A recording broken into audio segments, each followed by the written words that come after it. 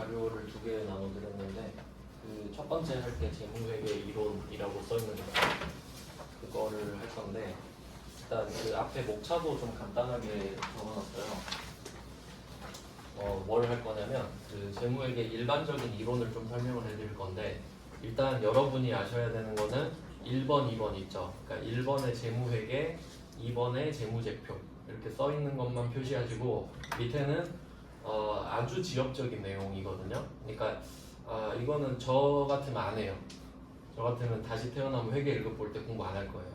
틀리고 말아요. 그 정도로 안 좋은 건데 그래도 빼면 안 되니까 넣었어요. 그러니까 3, 4, 5는 정말 나중에 여러분 시험 볼 때 너무 할 게 없다. 나 회계 마스터야. 그때 한번 보시면 되는 정도. 일단은 1번, 2번만 설명해 드리고 나머지는 이제 시험 전에 여유 있으면 보면 된다. 이 정도 보시면 될 것 같고요. 그리고 그 지금 촬영 이제 하고 있는데 그 유튜브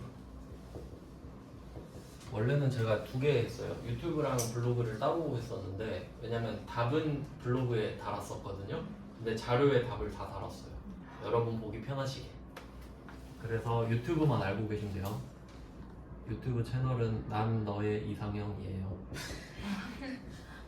제 이름 이상형이니까 여기다가 제가 그 올릴게요. 최대한 빨리.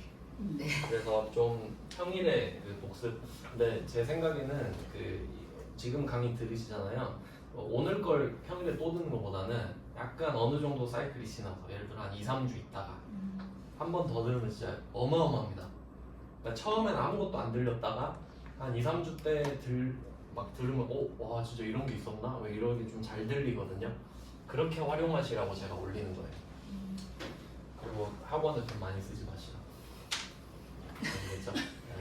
학원 왜냐면 제가 온다고 했을 때 저 찍을게요 뭐 학원이 싫어하잖아요 솔직히.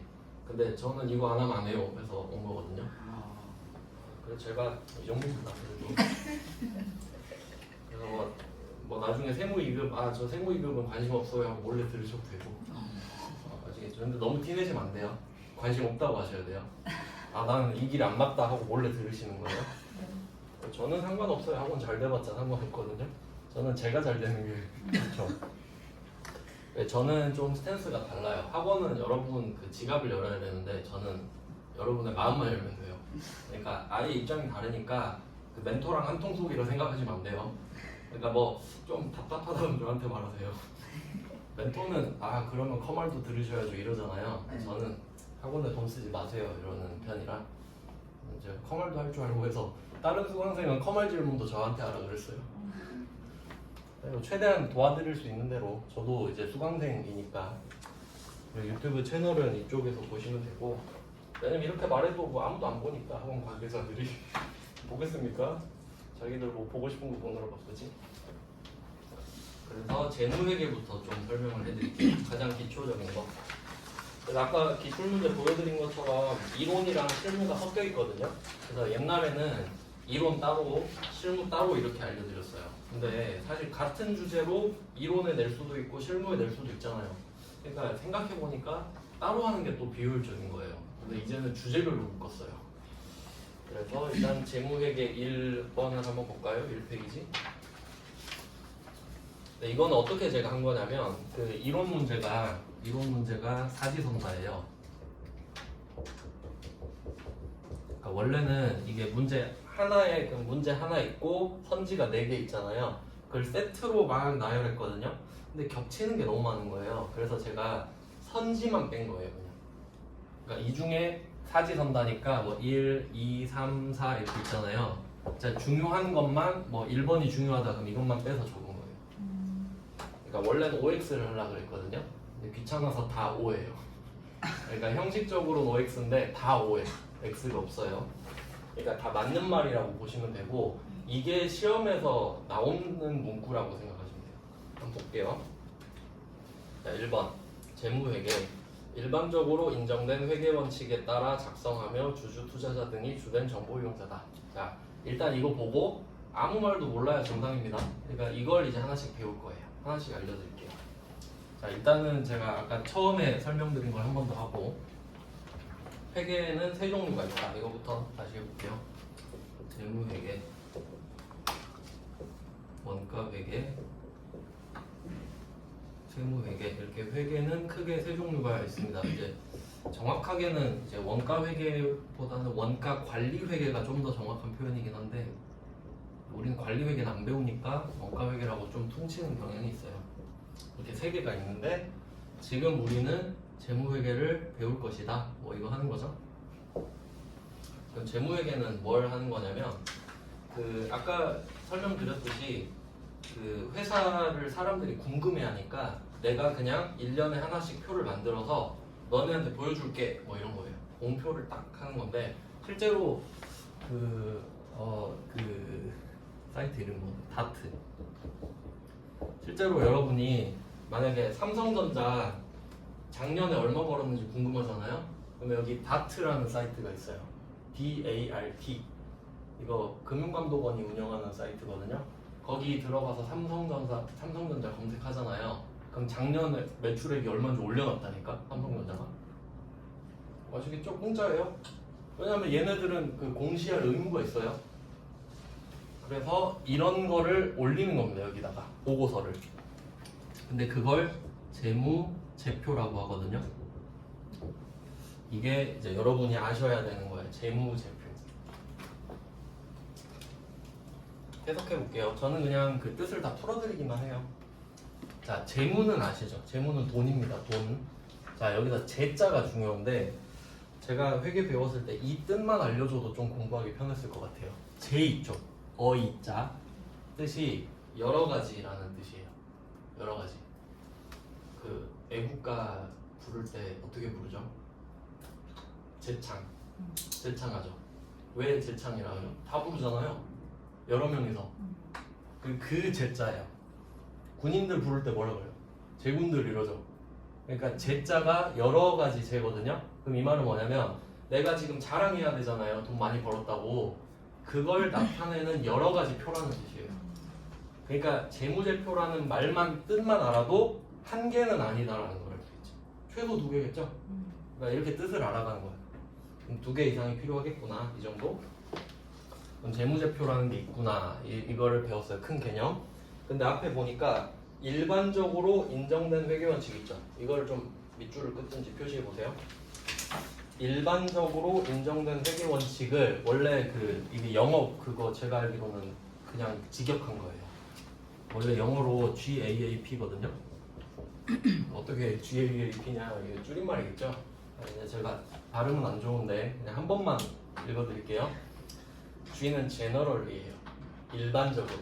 맞죠? 그 다음에 A가 accepted예요. 받아들여지는 거. 그 다음에 accounting principles. 회계 원칙들. 그러니까 직역하면 맞죠? 일반적으로 인정된 회계 원칙. GAAP. GAP이라고도 읽고. 그리고 이걸 한국에서 적용하는 방식을 K를 붙여서 뭐 K 아시죠? K 푸드, K 뷰티 뭐 이런 거예요. 이게 시초예요. K 갭. 즉 이거에 따라서 하게 됩니다. 그러니까 이게 일반적으로 받아들여진 대로 해야 될 거 아니에요. 그러니까 회계 기준이라고 하는데 이게 두 개가 있어요. 참고로 첫 번째가 그냥 간단하게 들으세요. 가볍게. 1번이 일반 기업 회계 기준입니다. 외우실 필요는 없고요. 한번 들어보세요. 일반 기업 회계 기준. 그냥 뭐 들으면 일반적으로 기업이 써야 될 것 같은 회계 기준이죠. 그냥 뭐 그렇구나 있고. 그다음 이제 두 번째가 KIFRS가 있는데, 자 회계 기준이 두 개가 있거든요. 역사만 제가 말씀드릴게요. 외울 필요 없습니다. 이거는 이게 일반적으로 받아들여지는 회계 기준이라는 틀이 있어요. 근데 그 안에 기준이 두 개 있거든요. 첫 번째 거는 우리가 옛날부터 쓰던 겁니다. 그냥. 옛날부터 쓰던 거. 일반 기업 회계 기준. 근데 이 IFRS는 뭐냐면 인터내셔널, 국제적인 파이낸셜, 재무 리포팅 스탠다드거든요. 보고 시스템. 그러니까 이건 뭐냐면 국제적인 거예요. 그러니까 왜 그러냐면 여러분 삼성전자 같은 회사 있잖아요. 그럼 미국 사람들도 삼성전자 주식 사고 싶은 사람 있겠죠. 근데 한국 거 회계 기준이랑 미국 거 회계 기준이 달라버리는 거예요. 그러니까 미국 사람이 삼성전자 얼마 벌었는지 보고 싶은데 한국 거랑 미국 거랑 달라버리는 거야. 아 그러면 이거 너무 피곤하다. 야 너 같은 대기업은 국제적으로 좀 맞춰 양식을. 그러니까 대기업이나 금융회사 있죠, 뭐 은행 이런데 외국이랑 좀 많이 얽혀 있는 데 있죠. 그런 회사들은 이걸로 바꿨어요. 근데 어느 걸 더 많이 쓰겠어요? 일반을 더 많이 쓰겠죠. 그러니까 우리 시험에선 이걸 쓰거든요. 근데 전 이걸 배워요. 세무사 회계사들은 밑에 걸 배워요. 근데 밑에 게 더 어렵겠죠. 근데 여러분은 신경 쓸 필요 없다 이거죠. 즉 원래 이 일반적으로 인정된 회계 원칙은 두 개가 있는데 여러분이 알아야 될 건 일반 기업 회계 기준. 그래서 시험지 보면은 뭐 일반 기업 회계 기준 이런 말 나오거든요. 그럼 무시하면 된다 이 말이지. 당연한 말이니까. 뭐 그렇구나 하고 넘어가세요. 그러니까 제가 이걸 설명드리는 거는 이해하고 막 외우라는 게 아니에요. 필요 없다는 거예요. 그냥 당연한 거니까 넘어가세요 이 말이에요. 자 그럼 이거에 따라 작성해야겠죠. 그러니까 규칙이 있어야 될 거 아니에요. 그러니까 회계 원칙에 따라 작성해라 이 말이고 주주 투자자 이거는 이따가 이제 자세히 배우게 되는데 재무제표 이렇게 알려드렸잖아요. 좀 간단하게 설명드리겠습니다. 두 개가 있어요. 그 투톱이 있는데 첫 번째가 재무상태표.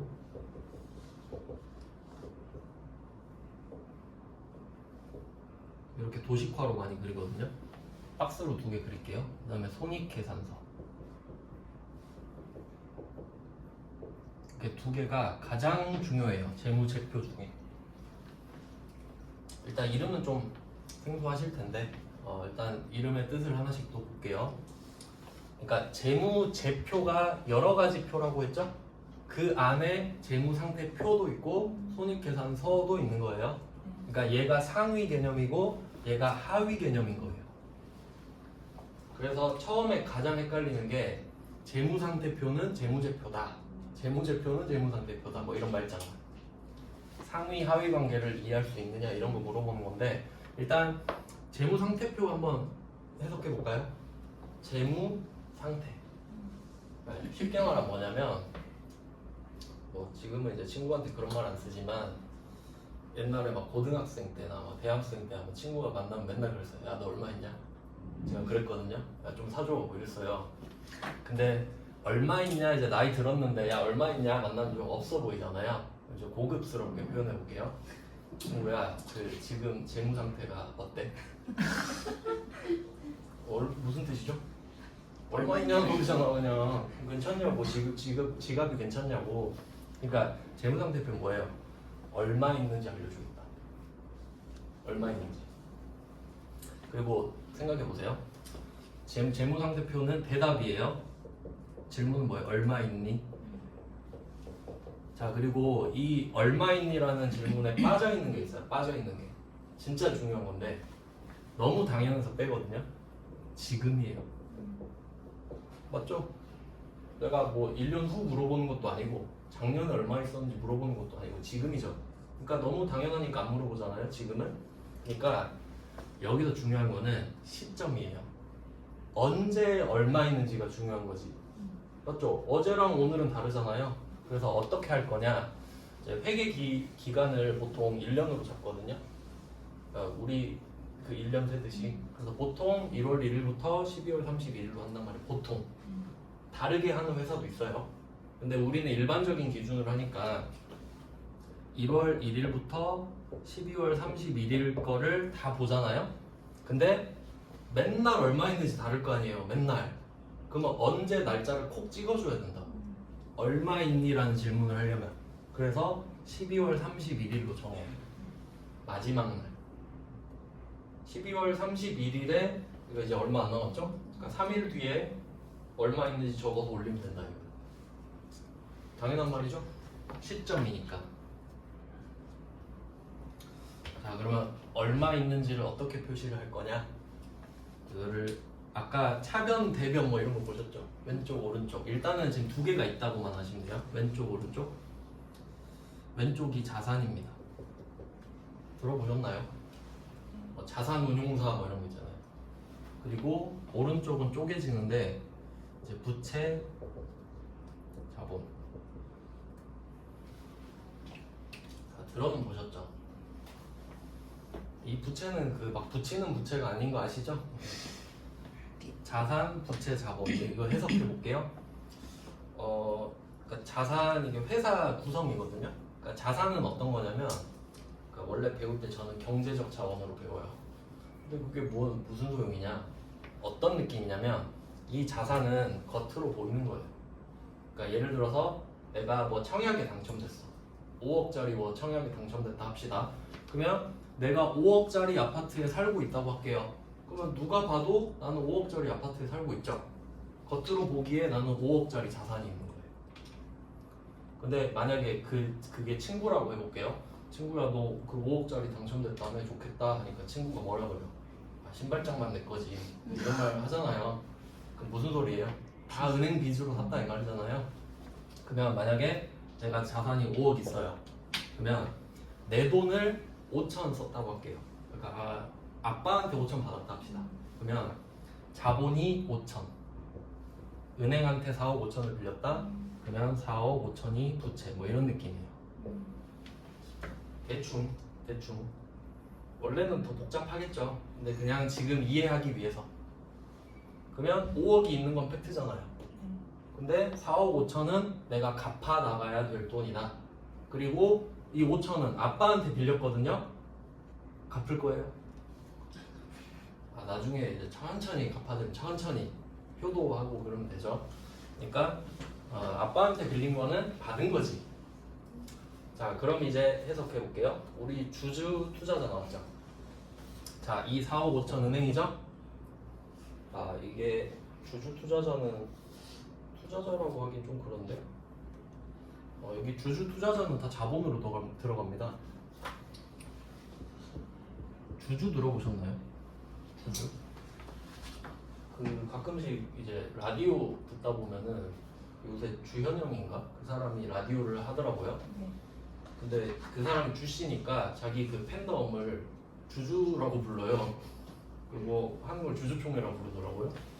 그 주주랑 투자자. 그러니까 지금 쉽게 그냥 간단하게 설명드리면 부채는 친구한테 돈 빌렸다 뭐 이렇게 생각하면 돼요. 친구한테 빌린 거. 그럼 친구한테 빌린 돈은 갚아야 되죠. 이자를 이제 주냐 안 주냐의 문제겠지. 친구한테 빌린 돈은 갚아야죠. 근데 아빠한테 빌린 돈은 뭐 그냥 대충 이렇게 뭉개고 그냥 뭐 밥 한 끼 하시죠 하고 이렇게 연장할 수 있잖아요. 그래서 안 갚는 거잖아 사실. 근데 이건 어떻게 생각하셔야 되냐면 그 사실 주주에 가장 가까운 개념이 부모님이에요. 그러니까 우리가 주식을 사고 판다 이렇게 하잖아요. 주주 개념을 잠깐 좀 잡고 가볼게요. 그러니까 뭐 회사가 있고 사람이 있다고 할게요. 회사 사람. 근데 이 회사가 돈이 필요해요. 돈이. 근데 돈을 빌리고 싶진 않아. 친구한테 빌리면 갚아야 되니까. 그래서 아빠를 꼬시는 거예요. 아빠 내가 얘를 저로 하면 되겠다. 아빠 나 세무사 시험 준비하게 좀 돈 좀 대줘. 그래서 아빠 카드 쓰고 있어요. 펑펑 쓰고 아빠 차도 타고. 그럼 아빠가 속으로 좀 그런 게 있을 거 아니에요. 그럼 제가 그래요. 아빠 나 세무사 때문에 알지? 이게 아빠는 내 주주야. 그러면 아빠가 이제 사람이고 이게 나예요. 그럼 아빠가 나한테 돈도 주고 뭐 물건도 주잖아요. 그러면 내가 마음속에 주식을 주는 거예요. 나라는 회사에 주식을 아빠한테 주는 거예요. 아빠가 용돈 줄 때마다 아빠 한 주 줬어 또 한 주 줬어. 그럼 아빠는 나의 대주주지. 그러면 이 대주주가 된다는 건 뭐냐면 이래라 저래라 하면 해야 돼요. 나중에 이제 세무사 됐어. 아빠 나 서울 갈래. 그냥 집 앞에서 해라. 네 이래야 된다. 아시겠죠? 그럼 내가 이 지위에서 벗어나려면 어떻게 해야 돼요? 다 갚으면 돼. 아빠 나한테 여태 줬던 거, 집, 차, 뭐 용돈 다 내가 청산할게. 5억 줄게. 그러면 이제 아빠는 내 주주가 아니야. 뭐 그런 느낌. 그 주식을 소각했다 그러거든요. 그런 느낌이에요. 그러니까 주주는 나한테 투자를 한 사람이에요.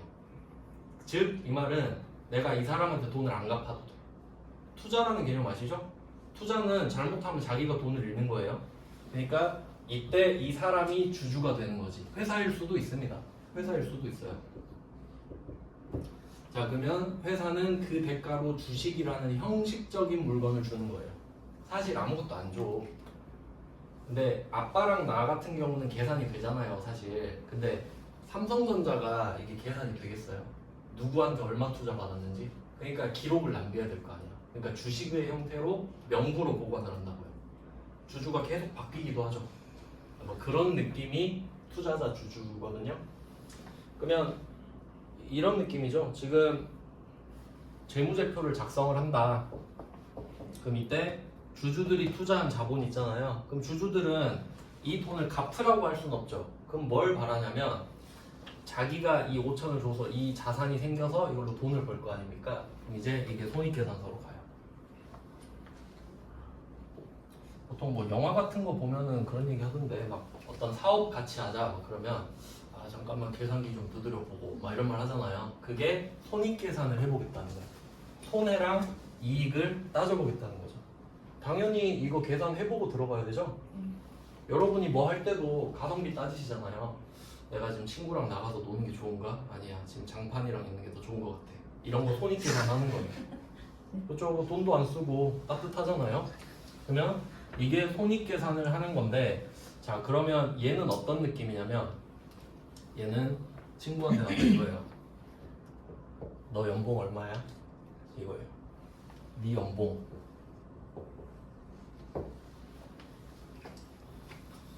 이제 뭐 저는 친구 별로 없는데 다 친해서 이 정도 그냥 물어볼 수 있거든요. 야 너 얼마 버냐? 오 많이 번다. 네가 사는 거네? 뭐 그냥 이렇게 해요. 그냥 네 연봉 얼마야? 그럼 생각해 보세요. 연봉 하면 얼마 동안 번 돈이죠? 1년. 1년이죠. 그럼 1년은 지금인가요? 기간이죠. 당연히 기간이라고. 이제 버는 거는 기간이에요. 그래서 1월 1일부터 12월 31일까지가 돼요. 당연히. 연봉 얼마야? 라고 물어봤는데 나 5천만 원 있어. 그건 대답이 안 되잖아요. 그래서 한번 그냥 이 두 개가 이제 모였어. 그러면 뭐 예를 들어서 내가 연봉이 뭐 이제 친구들은 굉장하던데 뭐 수익이 얼마 있다고 합시다. 수익이 있어요. 그리고 비용 이런 것도 들어보셨죠? 수익과 비용. 이제 자리는 어떻게 되냐면 지금 제가 막 자리 적었잖아요. 여러분이 이 자리를 외우셔야 되거든요. 근데 저는 진짜 외우는 걸 싫어해요. 웬만하면 이해하고 싶어 하거든요. 근데 진짜 이제 어쩔 수 없이 외우는 건 딱 하나 있어요. 자산이 왼쪽이다. 이것만 외우시고 나머지는 다 이해하시는 거예요. 제가 설명해 드릴게요. 자산이 왼쪽인 건 어쩔 수 없어요. 이거는 진짜 저도 외웠습니다. 자, 그럼 자산이 왼쪽으로 딱 정해졌죠. 그러면 부채랑 자본이 합쳐야 자산이 돼요. 그럴 수밖에 없거든요. 그러니까 빌린 돈, 투자받은 돈을 합쳐야만 내가 쓸 수 있는 돈이 되죠. 그러니까 당연히 부채 자본은 반대편입니다. 합쳐야 얘가 되기 때문에. 그러니까 그냥 산수예요. 등호죠, 등호. 자, 그럼 이렇게 해서 자산 때문에 부채 자본 자리가 정해졌죠. 그러면 내가 이 자산을 통해서 돈을 벌었다고 할게요. 그러면 자산이 더 늘잖아요, 나중에. 그러면 자산이 늘었다. 그러면 왼쪽에 쓰는 거거든요. 그러니까 이게 증가 자리예요, 증가 자리. 이제 반대는 지금 헷갈리니까 안 할게요. 그럼 내가 자산이 늘었어요. 그럼 기분이 좋죠. 수익이 반대편이에요. 같이 적어야 되니까. 자산이 늘었다. 기분이 좋다. 이렇게 왼쪽 오른쪽을 같이 적어야 되잖아요. 그러니까 자산이 왼쪽이니까 수익이 왼쪽이 될 수가 없는 거예요. 왼쪽에 두 개를 적으면 안 되거든요. 왼쪽에 하나 적으면 오른쪽 하나 맞춰줘야 돼요. 이해되시나요? 그러니까 이게 왼쪽인 건 외워야 돼. 그러면 자산이 줄어들 수도 있죠. 그럼 제가 자산을 왼쪽에 적었잖아요. 그러면 자산을 오른쪽에 적으면 자산이 줄어든 거예요. 반대. 반대 그거 안 어렵죠? 두 개밖에 없잖아요. 여기 뒤집는 거예요, 그냥. 그러면 그러니까 예를 들어서 이런 거예요. 지금 왼쪽 오른쪽이 있는데 내가 왼쪽에 100만 원, 자산 100만 원 이렇게 쓰잖아요. 그러면 100만 원이라는 자산이 늘어난 거예요. 근데 이게 만약에 길에서 주었다. 그럼 기분이 좋죠? 그러면 수익 100만 원 이렇게 같이 적어줘야 된다. 근데 이 돈을 잃어버렸어요. 그럼 이 자산을 오른쪽에 적을 거거든요. 그러면 오른쪽은 자산이 줄어든 거죠. 기분 안 좋죠? 그럼 비용을 왼쪽에 적는 거예요. 그러니까 자리는 이렇게 정해져 있어요. 자, 그럼 이제 장사를 해서 번 돈도 있고 쓴 돈도 있겠죠. 그러면 당연히 장사할 때 수익이 컸으면 좋겠잖아요. 그럼 이제 수익이 더 크다 그러면 비용이 조금 더 작아야 이렇게 남는 게 있겠죠. 그럼 이게 이익인 거죠. 이렇게 돼요. 그러니까 원래는 그 5개예요. 자산, 부채, 자본, 수익, 비용 이렇게 5개가 있는 건데, 근데 이 이익은 자 여기서 좀 중요한 개념이 있는데, 재무상태표는 12월 31일마다 얼마가 있는지 기록하는 거잖아요. 그럼 얘는 누적되는 개념이에요. 누적되지. 그러니까 작년 말에 올해 말로 왔어요. 그러니까 예를 들어 작년을 전기라고 그러거든요.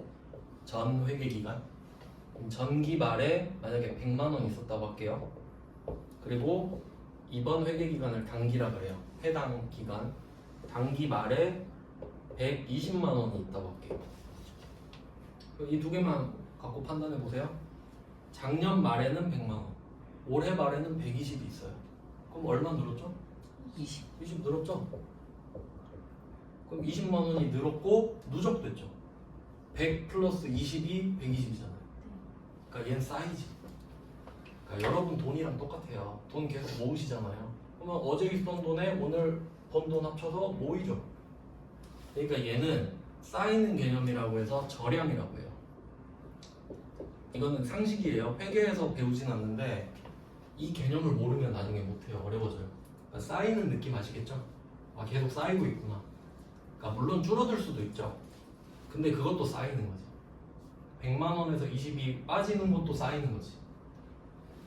자, 근데 연봉은 어떻죠? 올해 연봉이랑 작년 연봉. 작년 연봉이랑 올해 연봉은 다르죠? 웬만하면 같을 수도 있지만 물가 상승률만큼 보통 올려주잖아요. 여기서 제가 드리고 싶은 말씀은 작년 연봉이랑 올해 연봉은 상관이 없죠. 별개라고요. 그러니까 무슨 말이냐면 예를 들어 내가 작년에 5천 벌었다 할게요. 그러면 작년 1월 1일부터 작년 12월 31일까지 번 돈을 합친 게 5천이죠. 그러면 올해로 넘어왔어요. 1월 1일로. 그럼 0부터 다시 시작하죠. 작년 연봉을 합치면 안 되죠? 그럼 연봉은 계속 늘어나겠지. 말이 안 되잖아요. 그러면 얘는 어떤 느낌이냐면 손익계산서는 기간이잖아요. 기간. 그럼 1년 걸 다 합쳤죠. 그럼 1년 동안 여러분이 받은 연봉이 수익이고 이 연봉을 받기 위해 뭐 기름값 쓰고 밥값 쓰고 뭐 생활비 쓰고 이런 거 있죠. 그런 게 비용에 해당하는 거예요. 그럼 이제 연봉에서 쓴 돈 빼면 남는 거겠죠. 이게 저금 이런 느낌이겠지. 그러면 이 이익은 보세요. 자리가 왼쪽일 수밖에 없죠. 수익이 오른쪽이고 비용이 왼쪽이니까 비용이 더 작으면 자리가 여기밖에 없잖아요. 그러면 이쪽이 왼쪽이죠? 그럼 이게 자산이 느는 거란 말이에요. 근데 어떤 자산이 느냐? 자산이 늘면 부채가 늘거나 자본이 늘 수밖에 없거든요. 맞죠? 그림상. 예를 들어서 이런 거예요. 지금 이 아다리가 딱 맞잖아요. 자산은 부채, 자본이 지금 같죠? 근데 이 그림을 생각해 보세요. 자산만 늘릴 수 있을까요? 이렇게? 안 맞죠, 산수가? 그러니까 이걸 늘리고 싶으면 어떻게 해야 돼요? 얘도 같이 늘리거나 아니면 얘를 같이 늘려야지. 맞죠? 그러면 이 이익 때문에 자산이 늘어나는 건 아시겠죠?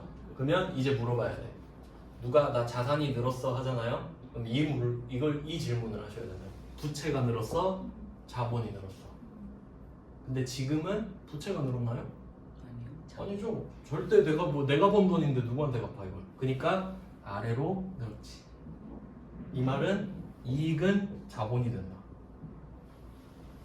즉 자본이 원래 제일 어렵거든요. 왜냐면 자산이랑 부채는 쉬워요. 여러분 인식하기에. 자산 내가 갖고 있는 거.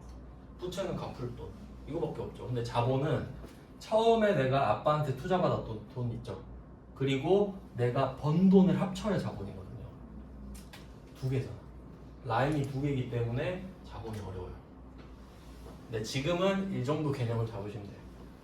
이게 사실 전부예요. 이게 끝인데 이걸 계속 반복하는 거죠.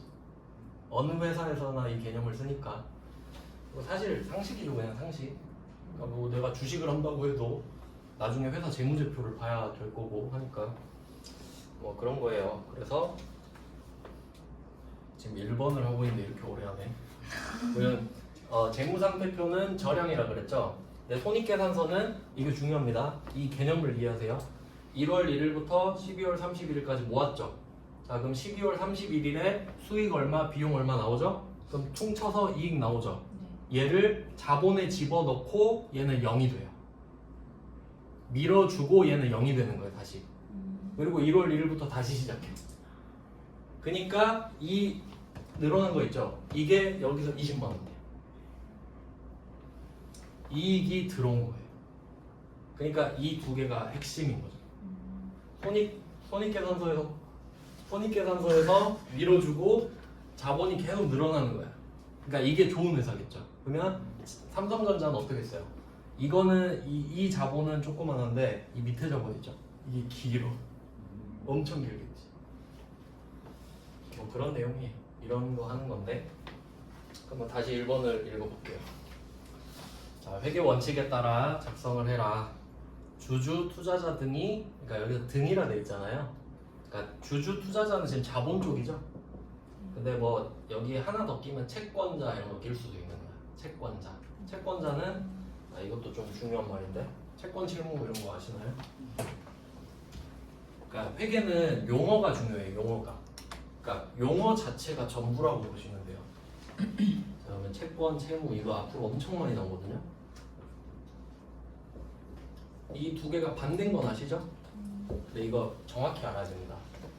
자, 다른 거 있죠. 채자는 똑같은데 권자랑 무자가 다르죠. 혹시 뜻 아시나요? 권리, 의무, 권리, 의무. 이제 여러분은 이런 거 보고 뜻을 헷갈리면 안 된다 이거지. 이제 앞으로 보고 채권이 뭐였지? 내가 주는 건가? 뭐 이러면 안 된다는 거예요. 그럼 한번 해석해 볼게요. 권리는 받는 거예요, 주는 거예요? 받는 거죠? 네. 그거 왜 받아야 되지? 돈을 빌려줬으니까. 그러면 채무는 의무죠? 의무는 줘야 되잖아요. 왜 줘야 될까? 빌렸으니까. 이렇게 해석하시는 거예요. 아시겠죠? 그러니까 이걸 해석을 하면 이 사람은 대여를 한 거고 이 사람은 차입을 한 거구나. 이렇게 해석이 돼야 된다는 거죠. 좀 이런 용어들을 정밀하게 배우는 거예요, 사실. 그러니까 회계라는 개념을 배운다기보다는 이런 좀 들어봤는데 잘 모르는 개념들을 정확히 배우는 거라고 생각하시면 돼요. 그러면 여기 채권자까지 끼면 조금 더 완전한 문장이 돼요. 왜냐하면 채권자는 나한테 부채를 준 사람이니까. 그렇죠? 그러니까 나한테 채권자가 있다는 소리는 내가 채무자라는 소리죠. 그러니까 채권자도 은행도 진짜 쌀벌한 게 은행이 돈 빌려주잖아요. 그 삼성전자 같은데 만약에 돈 빌려주면 이자율을 되게 낮게 줍니다. 왜 그러겠어요? 삼성전자가 돈을 못 갚을 리가 있나요? 없죠. 그러니까 최대한 이자를 낮춰줘. 제발 빌려가만 주세요. 그럼 이 이자는 공짜잖아. 맞죠? 그냥 공짜 아닙니까? 왜냐면 다른 데 빌릴 바에 나한테 빌리세요 이 말이거든요. 근데 듣보잡 회사한테 빌려주면 어떻게 되겠어요? 많이 받죠. 왜냐면 원금을 못 받을 수도 있으니까. 그리고 만약에 이 회사가 지금 요새 안 좋잖아요. 그럼 빨리 갚으라 그래요. 그럴 거 아니에요. 은행도 장사꾼 아닙니까? 그러니까 채권자들이 맨날 보고 있다고요. 장사 잘 되는지. 그러니까 주주 투자자들은 잘 되면 좋겠다 이런 사람들이죠. 주가가 오르니까 배당도 받을 수 있겠다 이러겠죠. 그러니까 주주들은 돈을 받을 수 있는 권리는 없다 그랬잖아요. 근데 이 자기가 준 자산으로 돈을 벌면 이익이 생기죠. 이걸 나눠주길 바래. 돈 많이 벌었네. 나도 좀 줘. 이제 주주총회에서 그걸 정해요. 뭐 그런 것들을 하는 겁니다. 그럼 1번은 뭐 맞는 말이죠. 그 다음에 두 번째 2번 기업의 외부 이해관계자. 여기서 외부 표시할게요. 외부.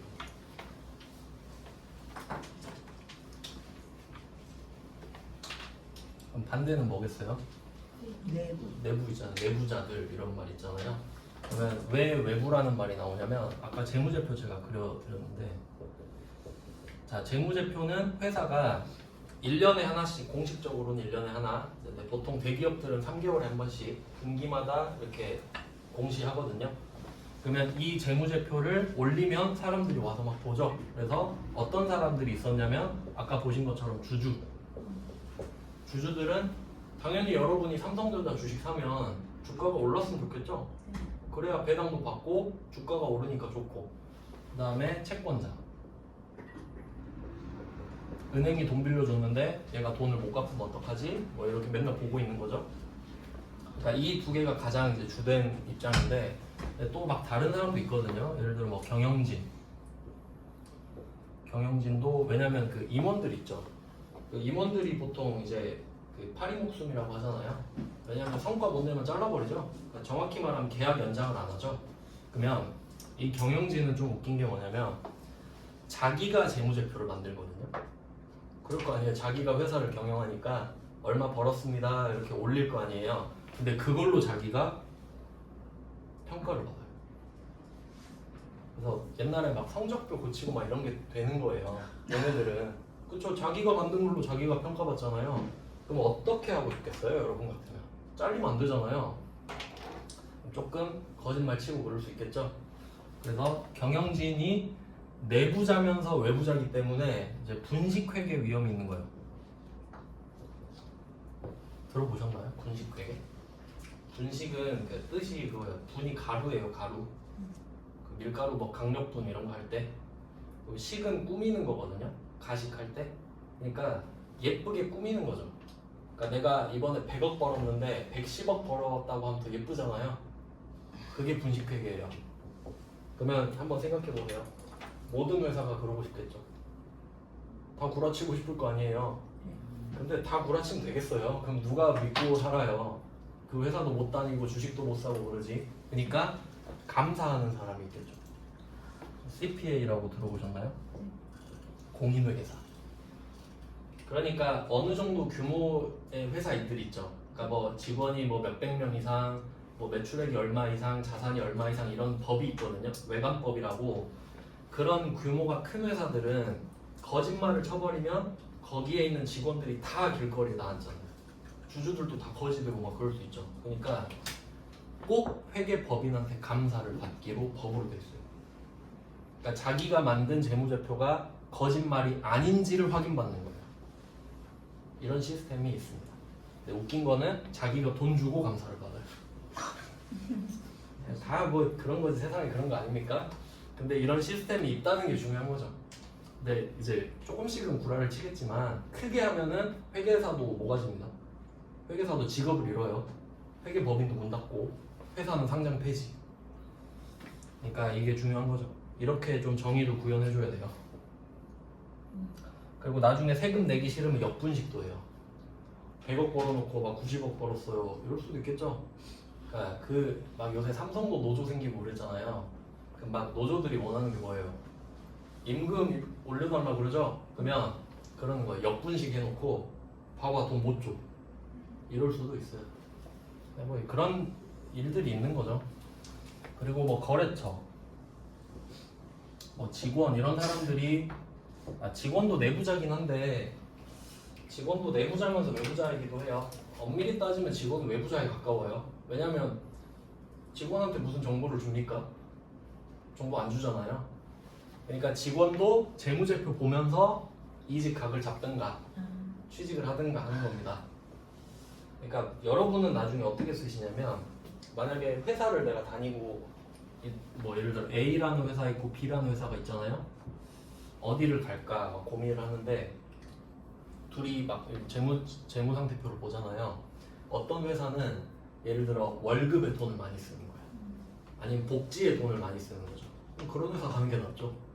막 광고비 많이 쓰는 회사보다는 그런 걸 여러분이 판단한다는 겁니다.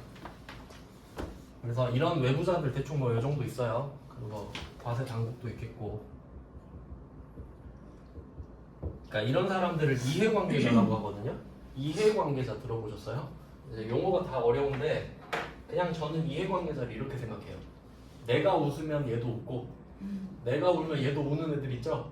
그러니까 가장 가까운 이해관계자는 뭐 가족이나 친구 정도 될 거예요. 근데 이제 우리는 비즈니스로 가니까 내가 돈 못 벌면 거래처 슬프죠? 직원도 슬프고 과세 당국도 슬프죠? 세금 못 내니까.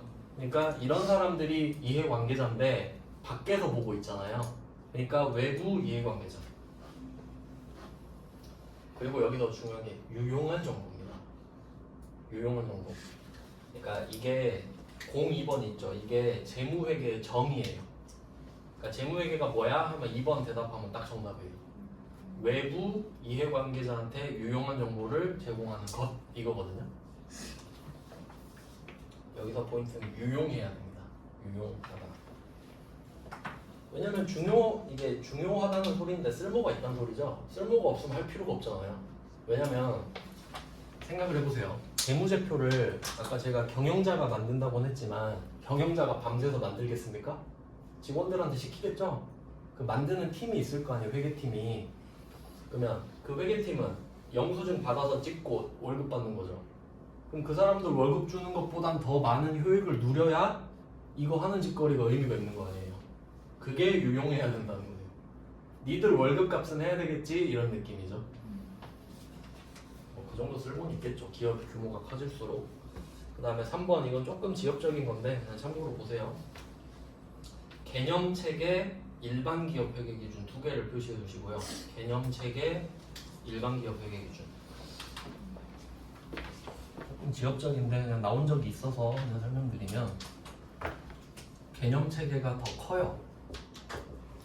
그러니까 그냥 단어로 생각해 보면 개념이라고 하면 뭔가 좀 두루뭉술하고 포괄적이잖아요. 개념이라고 하면 좀 뭔 느낌인지 안 오죠. 그에 비해 일반 기업 회계 기준은 그래도 구체적이죠. 그러니까 개념 체계가 상위 개념이에요. 그리고 그 밑에 일반 기업 회계 기준이 있는 거죠. 이건 그냥 듣고 흘리셔도 될 것 같은데, 그러니까 개념 체계라는 게 있어요. 아주 좀 두루뭉술한 거예요. 그러니까 약간 법으로 치면 헌법 같은 느낌. 근데 그 밑에 뭐 민법이 있다고 할게요. 그러면 민법을 만들 때 헌법을 어기면 안 되잖아요. 그런 느낌이야. 그러니까 개념 체계가 더 크니까 개념 체계 밖으로 나가지 마세요 이런 느낌인데, 근데 둘이 상충될 때 있잖아요. 근데 웃기게 일반 기업 회계 기준이 우선입니다. 구체적이니까. 근데 이건 그냥 보고 그냥 흘리세요. 좀 어렵죠. 근데 그냥 제 설명 들으면 뭐 그럴 수도 있겠구나 정도 하고 그냥 넘어가시면 된다는 거예요. 그 다음에 4번 보수주의라고 나왔죠. 보수주의를 표시하시면 되고요. 여기서 보수는 그 정치적 성향 말하는 거 아니죠? 나는 뭐 빨갛다 이런 느낌이 아니고 여기서 보수는 그러니까 한자는 똑같아요. 보는 보호하는 거고 수는 수호하는 거예요. 그러니까 보수는 지키는 거죠. 지키는 거. 그러니까 정치도 보수가 그거잖아요. 세금 안 걷겠다. 지금 현 상태를 보수하겠다. 이게 보수주의잖아요. 세금 안 걷고 터치 안 하겠다. 근데 회계에서 보수주의는 이런 겁니다. 그러니까 뭐 자산은 돈이 들어오는 거고 부채는 뭐 돈이 나가는 거고 이런 느낌 있잖아요. 근데 약간 이런 느낌이에요. 내가 만약에 휴대폰 요금이 뭐 21일에 나간다. 근데 보통 한 뭐 2주 전쯤에 미리 알려주죠. 그러면 저는 그 문자를 받으면 그 돈을 지금 없어졌다 생각하거든요. 그렇죠. 어차피 딴 데 쓰면 또 다시 채워 넣어야 되니까 나갈 돈은 미리 나갔다고 생각하기. 그게 부채잖아요. 안 나갔는데 나가겠구나 그럼 부채가 되죠. 그리고 내가 월급을 이제 다음 달 뭐 15일을 받는다 이렇게 하면은 월급은 받는 날이 정해져 있어도 받기 전엔 안 적어요. 이게 보수주의예요. 나갈 돈이 있으면 지금 나갔다 생각해요. 돈 지금 나가겠구나. 나갔다고 생각해버려요. 없는 돈이라 생각해. 근데 내가 다음 달에 월급이 들어오지만 그걸 미리 들어왔다 생각하면 안 돼요. 근데 그렇게 생각하고 다 써버리죠. 그러니까 이제 회계적 마인드를 가진 사람은 그렇게 되는 거죠. 월급은 왜냐면 밀릴 수도 있고 그렇잖아요. 그게 보수적이라는 거예요. 그럼 한번 사례를 볼까요? 이거는 문제를 하나 넣었는데 그리고 참고로 제가 객관식 문제는 이렇게 출처를 줬거든요. 아까 제가 급을 이제 설명해 드렸는데 이것도 이유를 좀 설명해 드릴게요. 난이도로 치면 전산회계 1급, 그다음에 전산세무 2급. 제가 이번에 그 시험 봤다고 했잖아요. 사실 옛날에는 볼 실력이 안 됐는데 지금은 45분 만인가 봤나? 기다리다 나왔어요. 시험지를 냈는데 못 나가세요 그러는 거예요. 아, 끝날 때 20분 전에 나가실 분도 25분 남았는데요. 앉아 계세요. 이래서 그럼 한 번 더 볼게요. 그래서 지루하더라고요. 물론 저는 이것만 공부했으니까. 그러니까 이게 넘사벽이 있습니다. 세무 2급이랑 세무 1급은 이게 진짜 어려워요. 그러니까 저니까 그런데 여러분이 처음 하기에는 어렵다는 거지. 왜냐면 법인세도 해야 돼요. 소득세도 해야 되고 부가세도 해야 되고. 저는 공부만 했으니까. 근데 이걸 하면 의도적으로 난도를 조절해 버려요. 왜냐면 출제자는 난도를 아예 계획적으로 나눌 거 아닙니까? 시험의 난도가 다르니까. 근데 제가 느낀 거는 어차피 여러분 실무에서 써먹으려고 배우시는 거죠. 그러려면 세무 1급 걸로 공부해야 돼요. 어쨌든 간에. 그래서 제가 일부러 세무 1급 걸 많이 넣어요. 일부러. 근데 사실 별 차이 안 나는 것도 많거든요. 그걸 느끼시라고 제가 일부러 세무 1급을 넣습니다. 아시겠죠? 별거 없다 이거고, 그리고 실제로는 이 정도는 공부해야 써먹는다 이런 걸 보여드리는 거예요. 왜냐면 회계 1급으로 낮춰서 문제를 만들어 버리잖아요. 여러분이 막 기고만장해져요. 뭐 회계 별거 없네 뭐 이러고 실무 가서 털려요. 근데 미리 맛보기를 하자 이거죠. 이 정도 느낌이구나 하고. 그럼 한번 볼게요.